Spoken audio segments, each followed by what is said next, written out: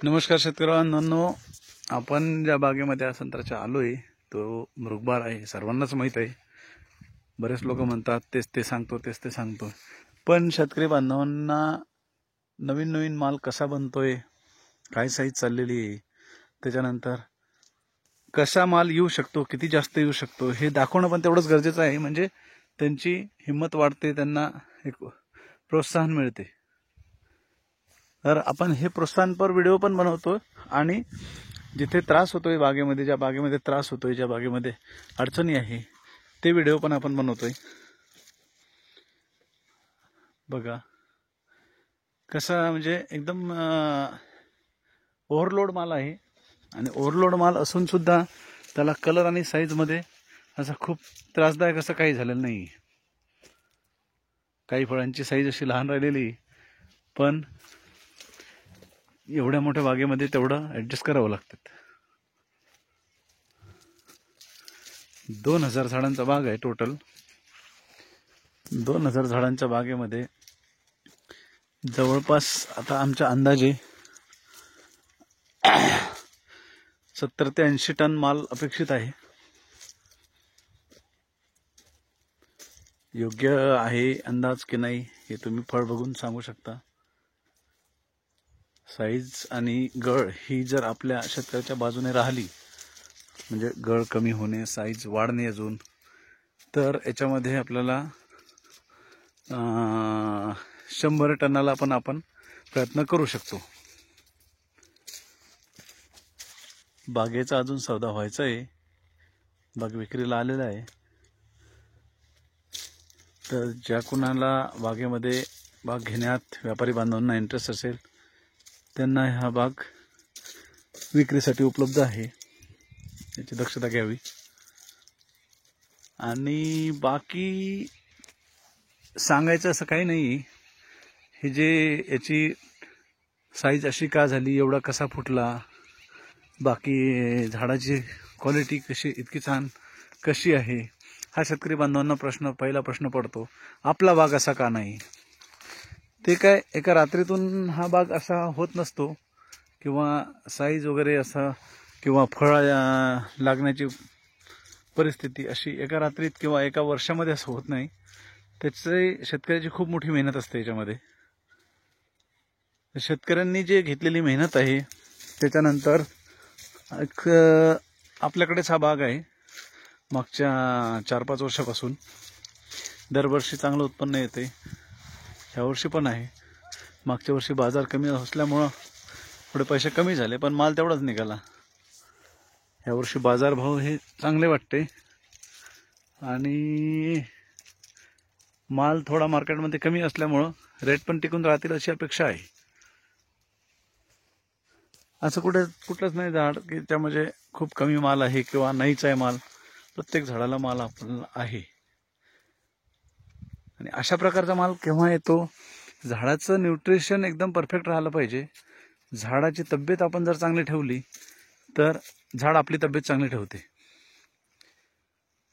आणि याच्यामध्ये एक सांगावंसं वाटते तुम्हाला की आम्ही याच्यामध्ये काय करतो की फेब्रुवारी महिन्यामध्ये एक बेसल डोस भरत असतो रासायनिकचा.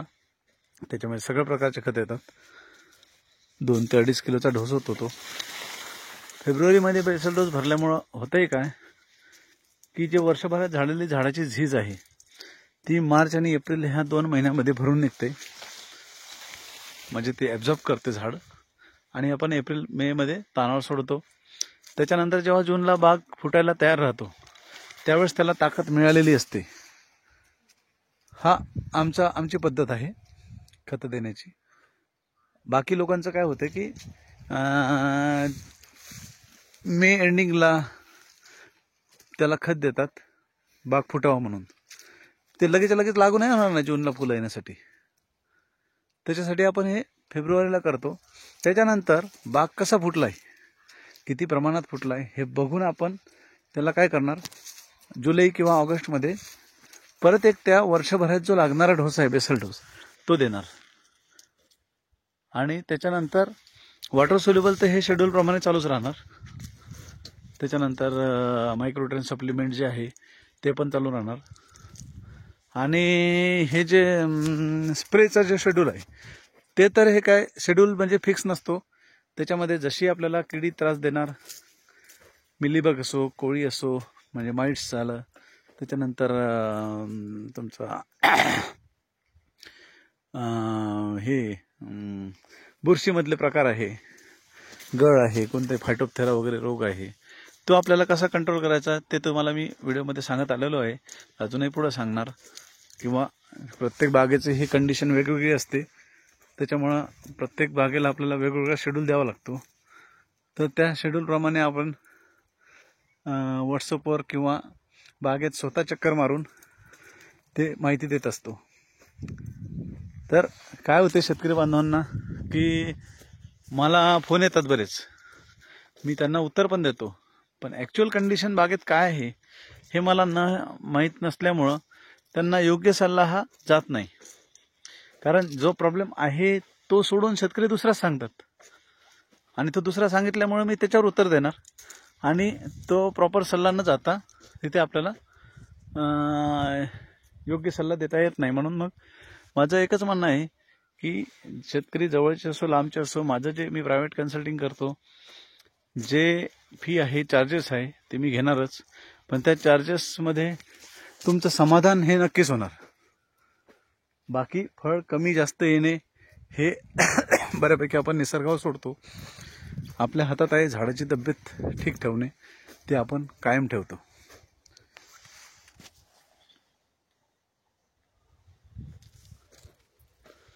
बघ काय कमी जास्त वाटते बागामध्ये तुम्हाला. सनबर्निंग तुम्ही म्हणाल, सनबर्निंग दिसते, साहजिकच आहे. टेम्परेचर कमी जास्त झालं की सनबर्निंग होणार. त्याच्यामध्ये आपण खालून पाणी दिलेलं आहे, याला बऱ्यापैकी ती सनबर्निंग कंट्रोल ठेवलेली आहे. अशा प्रकारे इथे आपल्याला 2000 झाडामध्ये 100 टनाचं टार्गेट आहे. अपेक्षित 70 ते 80 टन तर आहेच, पण आपण तरी प्रयत्न करतोय की 100 टन माल निघाला पाहिजे. आजचा भाव 40 रुपये किलो चालू आहे, 40-45 रुपये. त्यानुसार काय हाच बाजार स्थिर राहणार नाही, खटे माल निघणार नाही, पण तरीही आपण अपेक्षित उत्पन्न त्याप्रमाणे तुम्ही काढू शकता. धन्यवाद.